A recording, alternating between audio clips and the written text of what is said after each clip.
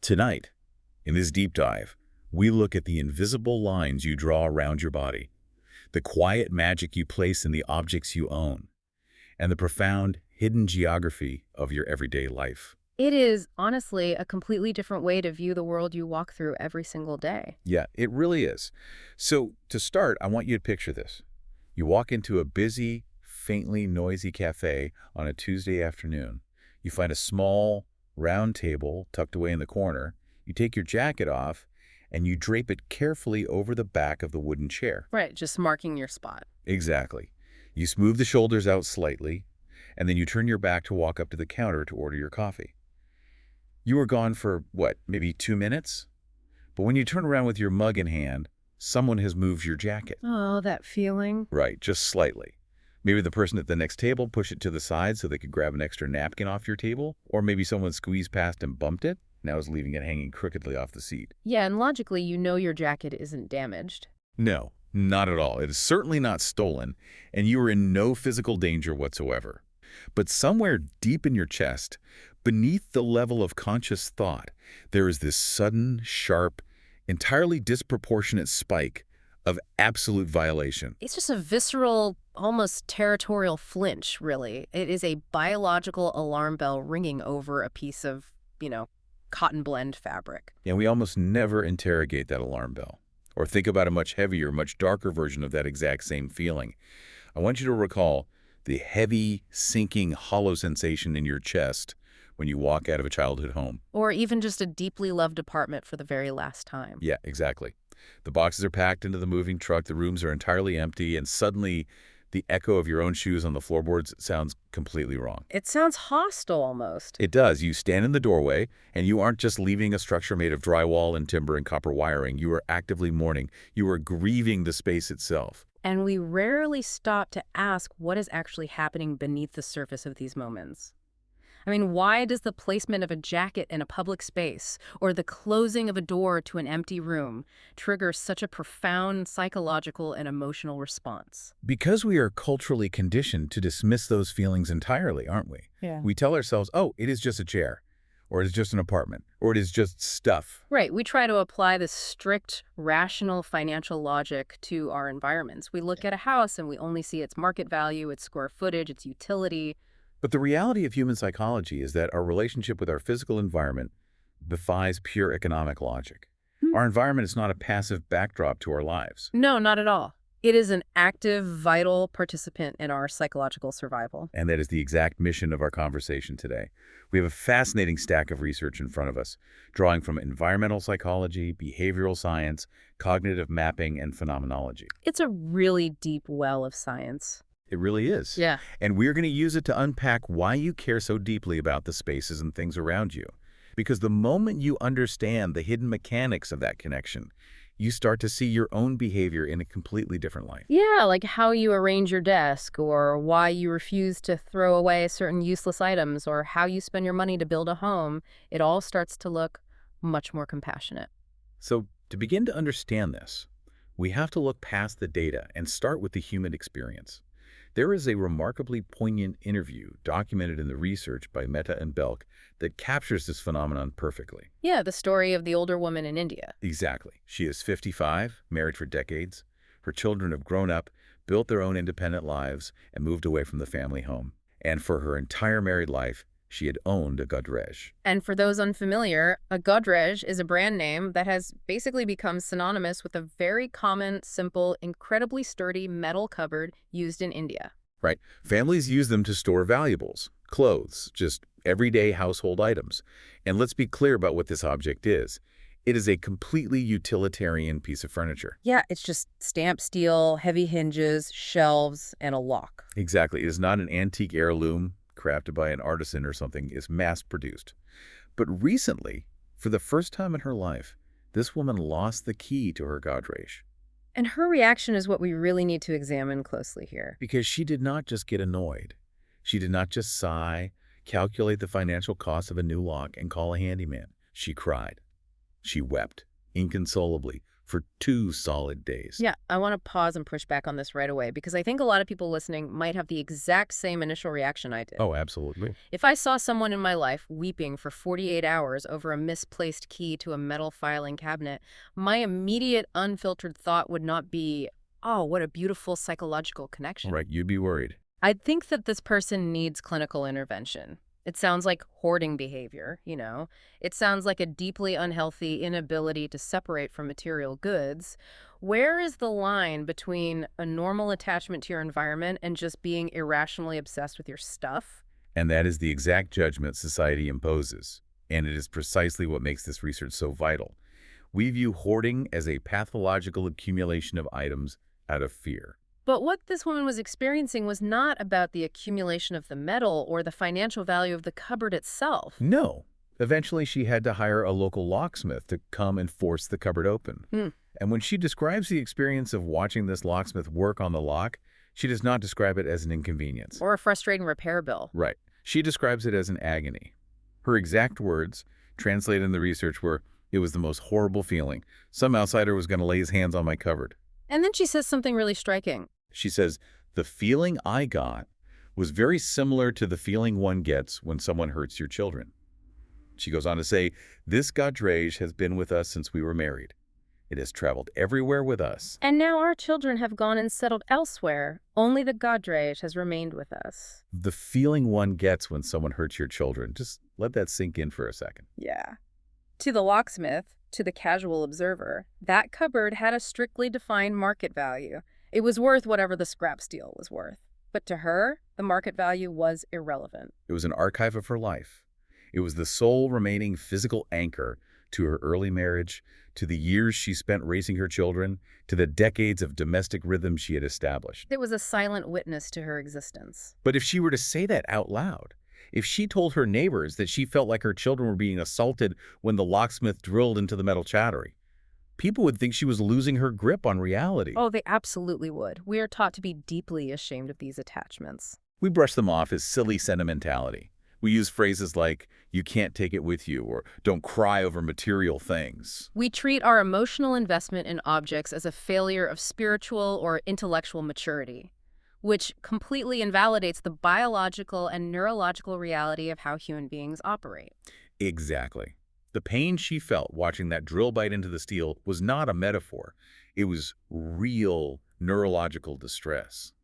Our brains do not always draw a neat, clean, permanent line between the physical boundary of the body and the physical environment we inhabit. It is less like we are discrete, separate entities floating through a passive world, and more like we are a central hub with thousands of invisible nerve endings extending outward. I love that analogy. It's as if we weave our psychological nervous system into the furniture, into the floorboards, into the very walls of the places we inhabit. So when you pull on a thread of that environment, like when the locksmith drills into the Godrej, you are pulling directly on the nervous system itself. That is a brilliant way to conceptualize it. We are profoundly porous to our spaces. We really are. I want you, listening to this right now, to think about a seemingly mundane object that you own.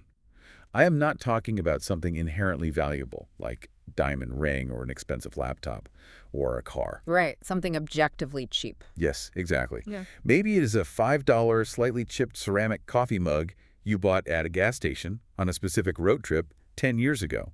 Or a faded, frayed T-shirt that belonged to someone you love who is no longer around. Something that holds zero resale value. Right.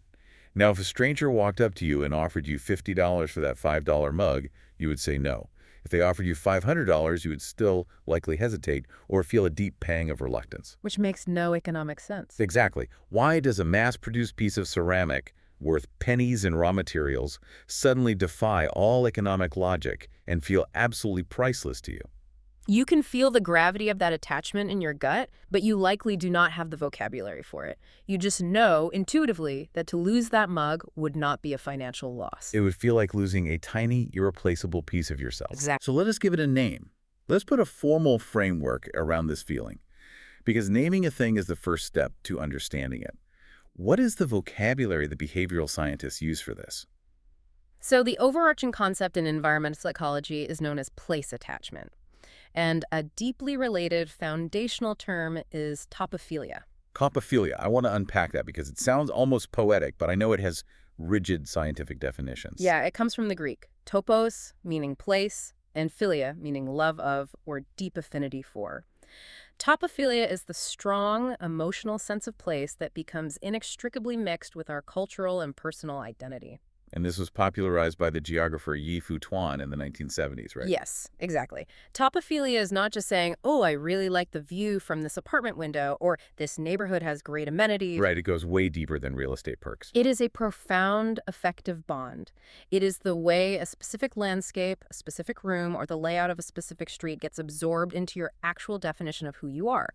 If that place is destroyed, a part of your identity goes with it. And this extends beyond just landscapes or buildings, down to the micro level of objects, too. Which brings us to a fascinating concept from a researcher named Russell Belk. He calls it the extended self. This is a crucial paradigm-shifting idea in behavioral science. Belk argues that our core identity, ourself, does not stop at the biological boundary of our skin. Which is a wildly counterintuitive thing to hear at first. Yeah. We are so deeply conditioned by Western philosophy and modern biology to think, I am my body. My mind is inside my skull. Exactly. And everything else outside my epidermis is the external world. Right, we view the self as an isolated fortress. But Belk's research suggests that the self operates much more like a set of Russian nesting dolls. Oh, I like that visual. Yeah, the innermost doll is the unextended self, just your physical body, your internal organs, your immediate psyche. But the next level out, the next doll, includes your immediate, highly personalized possessions. So like your clothes, your watch, your glasses, that $5 gas station mug. Exactly. And the next level out is your immediate physical space, your bedroom, your home. Then your local neighborhood, your specific territory at work, and it keeps expanding out to your city, your state, your nation. So our identity extends outward like a root system and anchors itself in these material, spatial loci. So let's connect this back to the woman in India. When the locksmith was drilling into the Godrej cupboard, he was not just damaging a piece of steel. He was drilling directly into the second or third layer of her Russian nesting doll. He was drilling into her extended self. Precisely.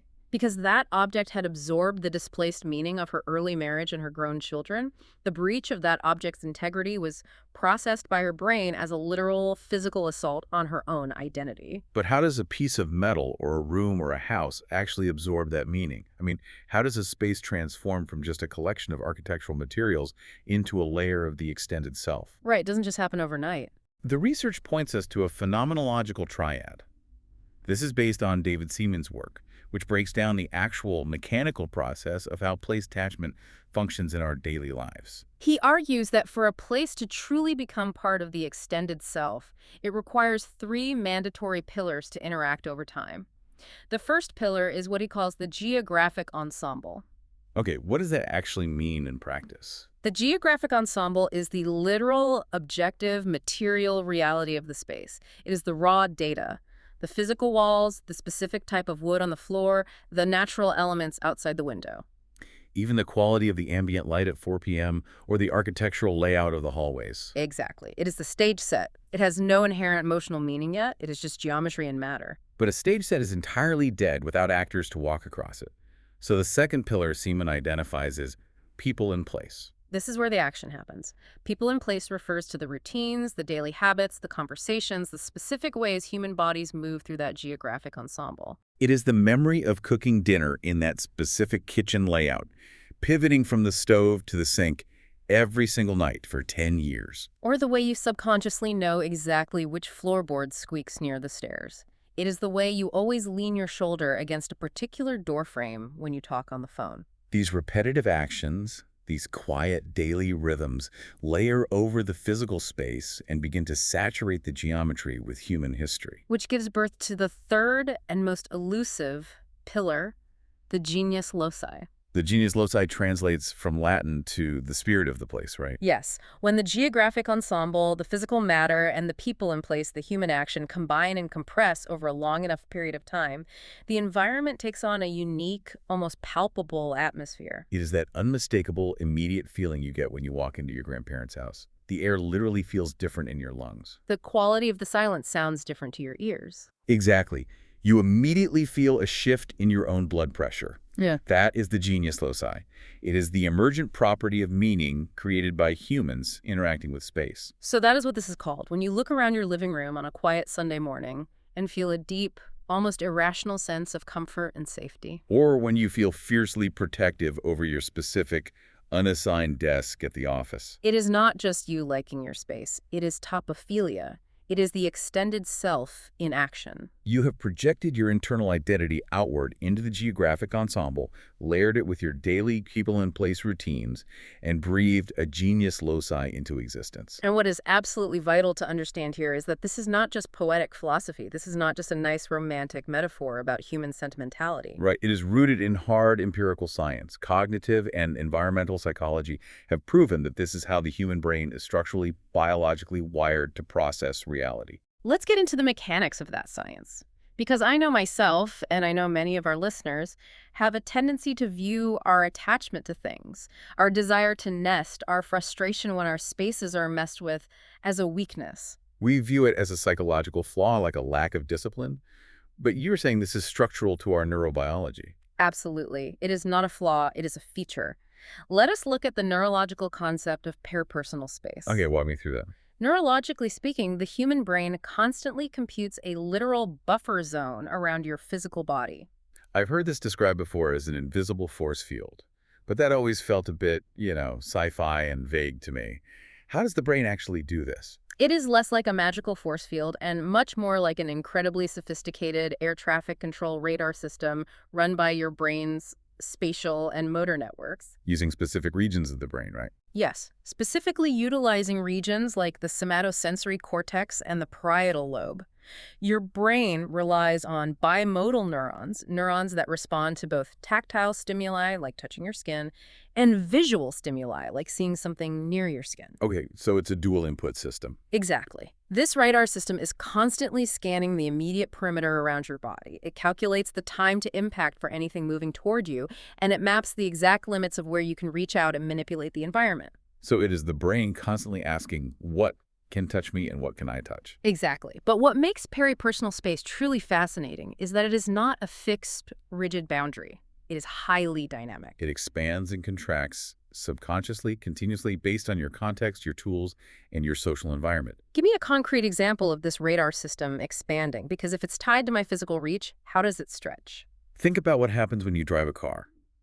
When you grip the steering wheel, your brain does something miraculous. It actually recalibrates your peripersonal space to encompass the entire vehicle. Oh, really? Yes. Through the sensory feedback of the steering wheel and the pedals, your brain essentially tricks itself into treating the car as an extension of your physical body. You feel the edges of the car as if they were the edges of your own shoulders. That explains so much. I mean, that is how we can merge onto a highway at 60 miles an hour or parallel park into a tight space without scraping the curb. Right. We aren't just calculating math in our heads. Right. We are physically feeling the bumper as an extended limb. That's wild. Your brain has expanded its buffer zone to the bumper.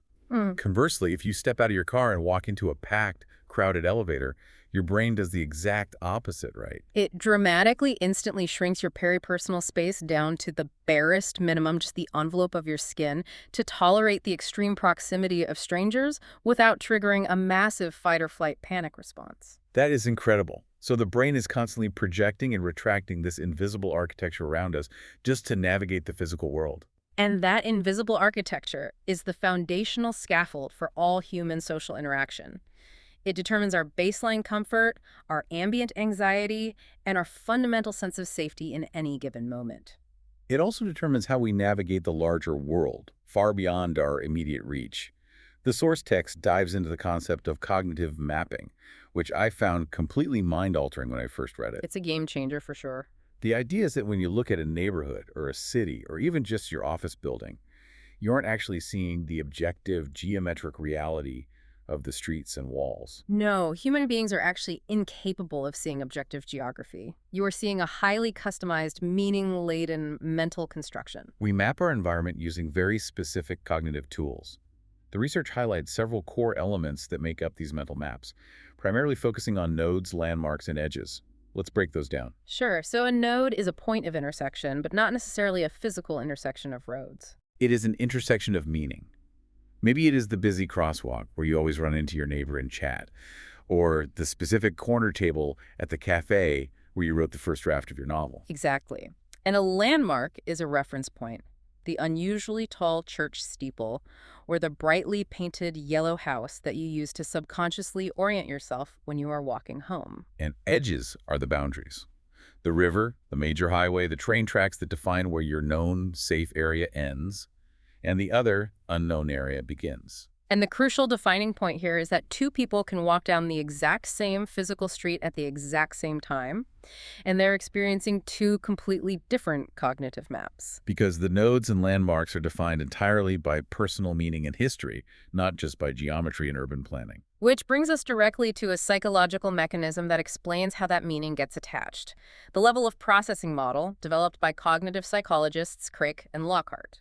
I want to spend some time here, because this explains the exact mechanism of why some places stick to our ribs forever and other places vanish from our minds the moment we leave them. It is a brilliant model.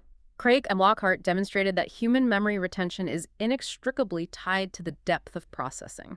In simple terms, it dictates that the more deeply, actively, and meaningfully you interact with a physical space or an object, the deeper it is embedded in your semantic and episodic memory networks. Particularly relying on the hippocampus to encode those complex associations. Okay, let me give a hypothetical to see if I understand the mechanics of this. If I'm driving across the country and I pull over to use the restroom in a random hotel lobby, my brain's processing of that geographic ensemble is incredibly shallow. Right, you were just looking for the sign for the bathroom. Exactly. The next day, I will not remember the color of the carpet, the shape of the chairs, or the smell of the air. The hippocampus barely registers it. Correct. That is shallow processing. It requires minimal cognitive load and no emotional engagement. But if I sit in that exact same hotel lobby for 3 hours, having the most important, difficult, life-changing conversation of my entire career, suddenly, my brain is operating differently. The processing becomes exceptionally deep. Your emotional arousal acts as a chemical highlighter pen for your hippocampus. Wow, a chemical highlighter pen. I love that. The brain binds the intense emotional data of that conversation to the spatial data of the room. The specific pattern of the carpet, the precise angle of the chair, the ambient hum of the air conditioner, all of it becomes deeply encoded in your episodic memory. That lobby becomes a permanent node on your cognitive map. It is no longer just a room. It is the physical geographical container of a profound life event. Okay, I am tracking with the science here, but I want to push back on the implications a bit. Sure, go ahead. If my brain is constantly creating this bespoke spatial map, if it is constantly projecting this highly flexible radar of peripersonal space and actively extending myself into the objects and rooms around me, what happens when someone violates that? Ah, right. Let's go back to the very beginning of the episode. What is actually happening in my brain when the guy at the cafe moves my jacket? I know I am not in physical danger, so why does it feel like a threat? That is where we transition from spatial mapping into the realm of territoriality, and we have to be very careful with that word. Because in colloquial language, people usually associate territoriality with aggression, animalistic violence, or toxic dominance. Exactly. But in environmental psychology, territoriality is fundamentally about psychological survival and predictability. The researcher Erwin Altman identified 7 distinct types of territories that humans maintain to keep themselves sane. 7. I can only think of maybe my house and my desk at work. What are the others? Well, your home is what Altman defines as a primary territory. You have total, undisputed long-term control over it. It is central to your core identity. Right, that makes sense. But Altman also identified public territories, like the cafe table or a park bench. You do not own them financially, but you claim temporary psychological jurisdiction over them based on social norms. Okay, and what about our stuff? There are object territories, which govern your specific possessions, like your coffee mug or your laptop. There are interactional territories, which are the invisible boundaries around a group of people having a conversation at a party. And there are body territories, which relate back to that peripersonal space, the physical boundary of your skin and immediate reach. So when the jacket is moved at the cafe, it is a simultaneous violation of an object territory, your jacket, and a public territory or temporary table that you had successfully marked as an extension of yourself. Precisely. We use subtle, nonviolent strategies to protect our psychological well-being and maintain order, leaving a jacket on a chair, putting a customized nameplate on your desk. Arranging your personal family photos in your otherwise sterile corporate cubicle. These are not aggressive acts. They are territorial markers. The science shows this isn't about hostility or keeping people out. It's about organizing a chaotic world to maintain a baseline of autonomy, privacy, and identity. When you have control over your territory, your brain can relax. You feel secure. When that control is bypassed, ignored, or violated by a stranger, your brain registers it not as a physical attack, but as a direct threat to your autonomy. Because if you cannot control the boundaries of your extended self, your identity feels fundamentally vulnerable. It feels like the world can just act upon you without your consent. Exactly. You are stripped of your agency within your own cognitive map. It creates immediate, acute cognitive dissonance. Which leads us perfectly into the fourth part of our deep dive, how these deep psychological tetherings manifest in the wild. The everyday patterns we fall into, and the quiet behaviors we exhibit without ever noticing the mechanics behind them. And there's a study in the research that absolutely floored me regarding what they call ambient influences. Oh, yes. That one is fascinating. It proves just how terrifyingly porous we are to our surroundings. It proves that the geographic ensemble doesn't just hold our memories. It actively manipulates our current thoughts. You are referring to the ambient temperature study. It is a landmark piece of research in embodied cognition. Yes, the PLOS-1 study. It is so elegantly simple, but the implications are staggering. Researchers brought participants into a room and asked them to act as a mock jury. They handed them photographs of accused criminals and asked the participants to evaluate the crimes and judge the inherent personality of the offenders. The trick, the hidden variable, was the ambient air temperature of the room they were sitting in.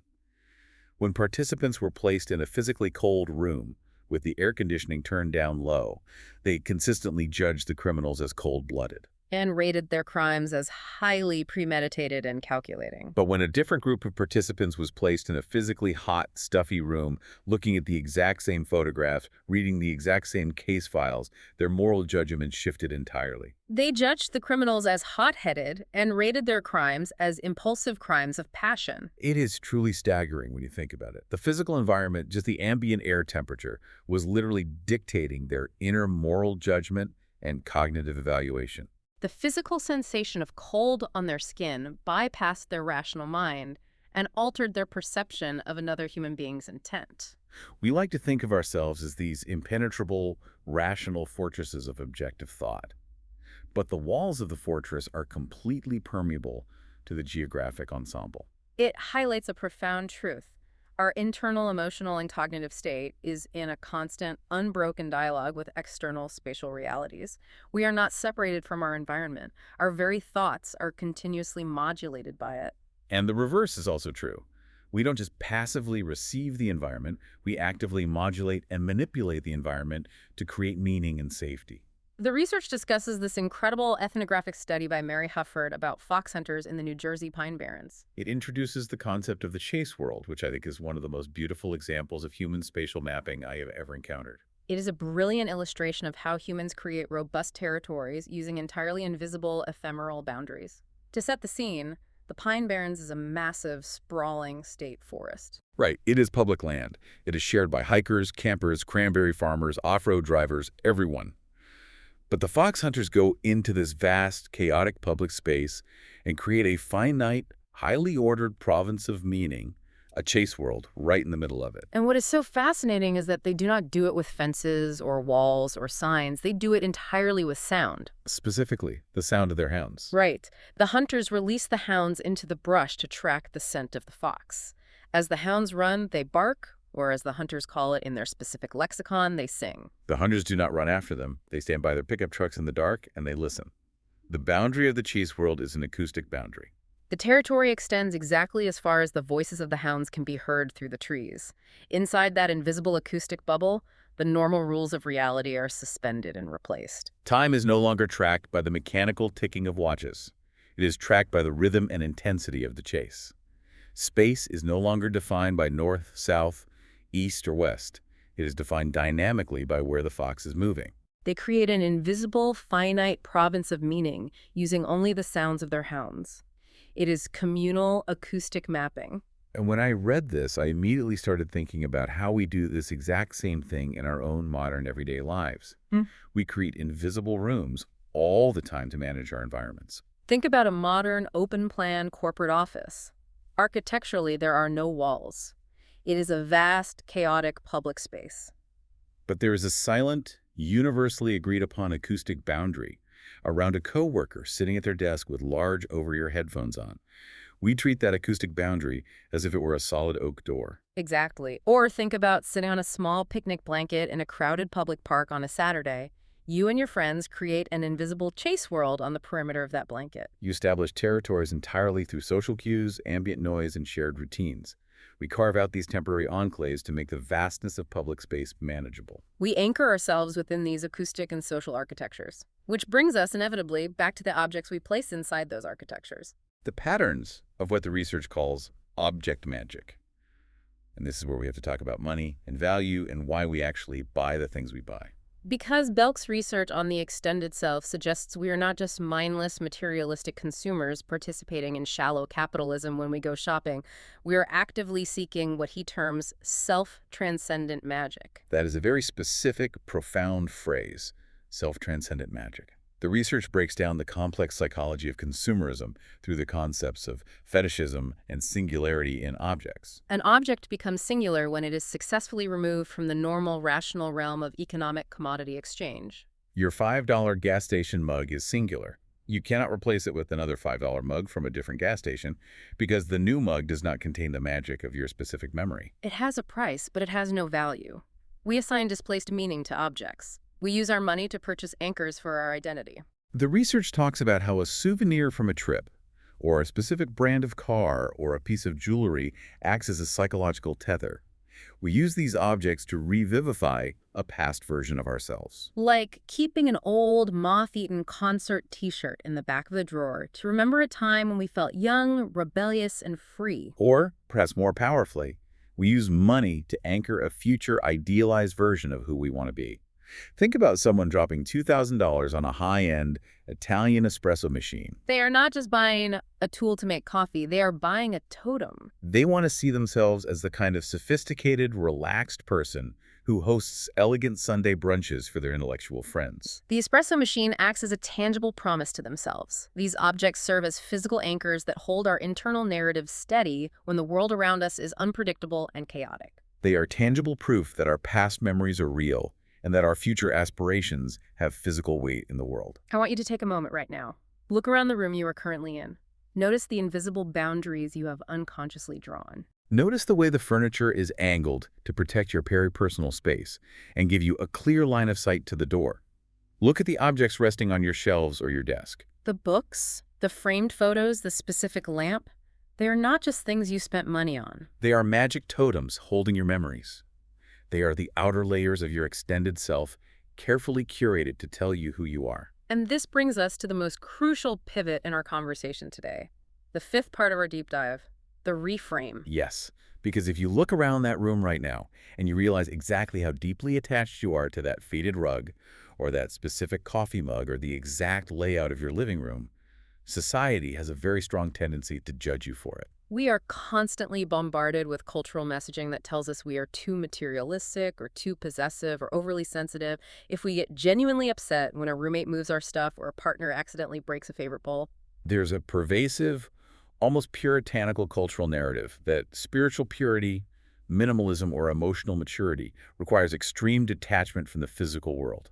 That we should be able to float through life without needing any physical anchors. That caring deeply about a piece of wood or a ceramic cup or spending money to make a room look a certain way is a sign of shallow materialism or an unhealthy inability to let go. But everything we have unpacked today, the biology of peripersonal space, the intricate mechanics of cognitive mapping, the profound reality of the extended self, proves that cultural narrative entirely wrong. Completely wrong. Being deeply attached to your things, feeling protective and territorial over your personal space, or grieving the loss of a home is not a flaw. It is not a failure of character. It is not financial irresponsibility or shallow greed. There's a quote from the pioneering psychologist and philosopher William James, written over a century ago, that the source text highlights, and it perfectly captures this reality. He wrote, "A man's self is the sum total of all that he can call not only his body and his psychic powers, but his clothes and his house, his wife and children, his ancestors and friends, his reputation and works, his lands and yacht and bank account." All these things give him the same emotions. If they wax and prosper, he feels triumphant. If they dwindle and die away, he feels cast down. James recognized, long before we had fMRI machines to prove it, that our psychological boundaries are incredibly expansive. When our physical environment is nourished, protected, and aligned with our identity, our psyche feels nourished and protected. You are not broken for caring about a piece of furniture. You are not shallow for wanting your physical space to look and feel a certain way, even if it costs money to achieve it. You are not unreasonable for feeling a sharp spike of anxiety when someone touches your jacket at the cafe. This behavior is cognitive economy. It is how your magnificent, overworked brain manages the overwhelming, paralyzing complexity of reality. You anchor meaning in objects and spaces so you do not have to carry the entire crushing weight of your identity inside your head every single second of the day. You outsource your memory to your environment. The geographer Edward Ralph uses a beautiful, resonant term for this exact phenomenon. He calls it building existential insideness. In a modern world that is increasingly chaotic, massive, rapidly changing, and deeply unpredictable, our attachments to place and object create a pocket of the universe where we belong unconditionally. It is the active, deliberate construction of a safe harbor for the human psyche. Existential insideness. I want that phrase to wash over you for a second. If you have ever felt embarrassed by how much you love a cheap trinket, or how much you agonize over buying the right dining room table, or how utterly devastated you were moving out of a tiny rundown apartment that you couldn't even afford, let that embarrassment go entirely. Your attachment makes complete human sense. Tell yourself, I am not broken, I am human. And when we accept this, when we finally validate this deeply human biological need for spatial and material connection, it opens up a much deeper, much more empathetic understanding of the struggles and patterns we see in ourselves and in society as a whole. It pulls the idea upward. Because this isn't just about interior decorating or cafe etiquette or justifying why we bought an expensive sweater. Place attachment touches the grandest, most profound themes of the human experience. Let's look at childhood. The source text explores how our adult homes and the money we spend to build them are very often unconscious attempts to recreate, or sometimes to correct, the spaces of our childhood. The psychologist Ernest Schackel theorized two fundamental types of perception that govern how we interact with space: autocentric and allocentric perception. Autocentric meaning self-centered, right? Yes, but it is crucial to understand that it is not self-centered in a selfish or narcissistic way. Autocentric perception is when sensory inputs and emotions fuse into a general, encompassing feeling of comfort, safety, and physical utility. It is an unthinking, profound embeddedness in a space. It is the warmth of a heavy blanket, the specific smell of your mother's kitchen, the feeling of safety in a small room. Allocentric perception, on the other hand, is object-centered or other-centered. It is the perception of outward discovery, intellectual curiosity, directional focus, and opening yourself up to the unique, separate identity of a new place. And in a healthy, balanced psychological development, we learn to move fluidly back and forth between the two. We seek the absolute safety of the autocentric home base, and then we venture out to seek the thrill of the allocentric discovery. But if a person's childhood environment was fundamentally insecure or fraught with conflict, it drastically alters their adult spatial architecture. There is a fascinating case study in the Claire Cooper Marcus research about a man named Robert. Robert was, ironically enough, a highly successful interior designer by trade. He made his living making spaces beautiful. But he and his wife were profoundly, inexplicably unhappy in their own house. Despite all his professional skills and the money they spent, he could not make their house feel like a home. He found that the layout was chaotic. The main living room had 7 different doors opening into it from various hallways and rooms. It was a space impossible to settle in. As a result, he and his wife were constantly leaving the house. They were always going on trips, going out to eat, hiking, doing anything just to escape the physical structure of their own home. He couldn't understand why he was doing it, or why he had bought the house in the first place. But during the deep interview process, exploring his environmental autobiography, the hidden architecture of his mind became clear.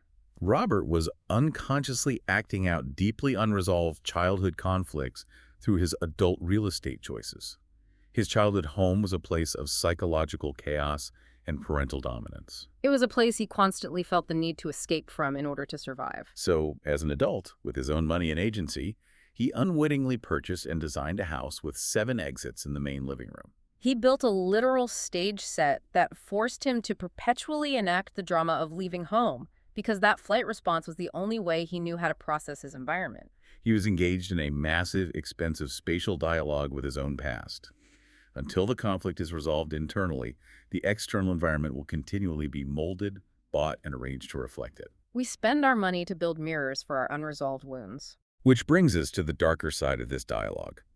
What happens when these bonds, these carefully constructed environmental dialogues, are violently and suddenly severed without our consent? We talked about the woman in her garage cupboard, but the research also dives into the specific acute trauma of a home burglary. Most people, and certainly most insurance companies, assume the trauma of a burglary is primarily financial.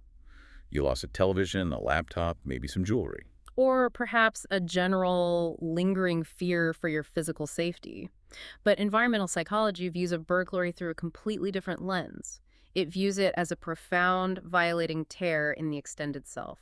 The burglars didn't just break a window and steal a flat-screen TV. They violently breached the primary territory. They invaded the absolute inner rings of the Russian nesting doll. And the psychological damage of that breach is devastating. It shatters the existential insideness. The safe harbor has been polluted. The geographic ensemble is no longer a sanctuary. It is a crime scene. Interestingly, the research notes a fascinating behavioral pattern regarding the aftermath. When police come to a burglarized home and spend hours meticulously dusting for fingerprints, it serves a psychological function that goes far, far beyond standard criminal investigation. The research calls it a negative right. Yes. In our modern society, we do not have a formal grieving ritual for the loss of a television or the invisible invasion of a living room. We have elaborate funerals to mourn the loss of people, but we have absolutely nothing to mourn the violation of places. The police, acting as figures of authority, coming in and dusting for prints, acts as a socially sanctioned ritual of mourning. It provides crucial validation for the victim that a severe violation of their extended self has occurred. It is a societal acknowledgement of the invisible wound. It validates the grief. It says, we see that your sanctuary was breached. And this concept of the invisible wound becomes incredibly, urgently relevant when we look at how society handles the later stages of life. The research by Rubinstein and Parmalee tackles the deeply emotional transition of the elderly into nursing homes and assisted living facilities. This is where a fundamental lack of understanding of place attachment causes massive systemic trauma. When an elderly person is moved into a traditional long-term care facility, they are very often stripped of their personal objects due to physical space constraints or rigid institutional rules. They are forcibly stripped of the geographic ensemble they spent a lifetime building, and they are separated from the singular objects that hold their genius loci. And they are placed into standardized spaces that are collectively defined and heavily regulated. These facilities often operate as what the famous sociologist Irving Goffman called total institutions, or what environmental researchers term non-places. A non-place is an environment that affords zero links to the individual's personal history, their cultural past, or their extended self. You take a human being whose entire identity, their decades of memories, their hard-won autonomy, their personal history, is securely stored in the worn fabric of their specific armchair, the collection of mismatched coffee cups in their cabinet, the exact layout of their bedroom. And you wipe the cognitive map clean. You place them in a sterile institutional room where the furniture is bolted to the floor, the walls are blank, and the daily schedule is strictly dictated by shift workers. They aren't just losing a piece of real estate. They are being systematically, structurally stripped of their environmental identity cues. Which directly and predictably leads to a catastrophic loss of autonomy and a forced, rapid adoption of the generalized passive social roles of being old, sick, or dependent. The institutional environment actively promotes dependency because the physical anchors of their independent identity have been confiscated. It is genuinely heartbreaking to view it through that lens, but it also illuminates exactly why those anchors matter so much at every single stage of life. The money we spend on our homes, the weird little objects we refuse to throw away, the fierce protection of our personal space, it is all the active maintenance of the self. It leaves us with a quiet but incredibly profound realization. We are in a constant, unbroken, lifelong dialogue with the spaces around us. As Winston Churchill famously said when debating the rebuilding of the House of Commons, and as all of behavioral architecture continually proves, we shape our buildings, and afterwards, our buildings shape us. Which brings me to a final, slightly different thought for you to carry with you as this deep dive comes to a close. We have spent this entire time talking about the physical environment, the wood, the steel, the air temperature. the physical objects we buy. But as our lives move increasingly onto screens, what happens to the extended self when the environment becomes entirely digital? When your irreplaceable Godrej cupboard is no longer a heavy metal box, but a password-protected folder on a cloud server owned by a massive tech corporation. When your chase world is no longer a forest defined by acoustic boundaries, but a virtual reality lobby or a group chat? Are we expanding our extended selves into infinite new territories? Or, by placing our memories and our identity into digital spaces we rent but can never truly own, are we slowly amputating the very anchors that keep us human? It is a profound frontier. The physical world has always listened to us. The question is whether the digital world can hold the weight of the human spirit in the same way. Let's take a breath and slowly recap the journey we've been on today. We didn't introduce any new facts just now, just a new lens. We started this hour by looking at the invisible, highly flexible radar zones our brains compute around our physical bodies, our parapersonal space. We explored the quiet, potent magic we pour into our possessions, understanding how we use money and displaced meaning to turn $5 mugs and simple metal cupboards into priceless, load-bearing layers of our extended selves. And we unpacked the deep science of cognitive mapping and territoriality, discovering that the places we inhabit, the invisible boundaries we draw, and the routines we establish are quite literally extensions of our own minds, vital for our psychological survival and cognitive economy. If this conversation felt true for you, if something in here landed, we would love for you to subscribe to Leone Patterns so you never miss what we explore next. Leave a comment and tell us, what did this bring up for you? We read every single one. We are building a community here, people who think about money differently. Not as a number to chase, but as a human experience to understand. You are not alone in this, and we are genuinely glad you are here at Leone Patterns. So, the next time you walk into a cafe and drape your jacket over a chair, take a moment. Notice the invisible boundary you just drew. Notice the quiet, brilliant way your mind is making a home for you in the middle of a chaotic world. Same pace, same question. See you then.